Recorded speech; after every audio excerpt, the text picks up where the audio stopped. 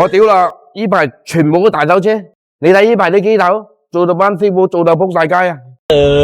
自從我哋上住我哋嗰個牛雜出嚟之後咧，你睇而家全部都大修機。嗰個牛雜嗰個咧就係我哋個發動機超聲波清洗機，有好多我九爺嘅粉絲啊睇到之後咧，佢就知道咩問題，咩叫設備。我哋呢個嘢咧放咗落去洗，你好似啲缸蓋啊、缸體啊，因為好多入邊啲油豆啊，你牙刷咧刷唔到嘅，放落嗰台機咧就幫你一處過洗得乾乾淨淨。大家車主好多都識放啊嘛，佢一睇我呢架嘢就知道咩問題啦。同埋咧，你唔係話個個都話大修喎，你冇咁嘅技術，冇咁嘅設備，你點大修啊？起碼拆落嚟幾百嚿噶啦，有啲係裝得到翻啦，但係唔好用喎。喺我九爺嗰度，一年3萬公里，你發動機大修過嘅有問題，你隨時翻嚟揾我喎。特別是歐洲車，你話好似呢啲寶馬啦，你一般人夠膽拆、夠膽整嘅。我哋個主修師傅峰哥，我問問佢歐洲車點解咁容易出問題咧？歐洲車咧，第一啦，溫度高啦，咁同埋個保養習慣有問題嘅，都有影響噶啦。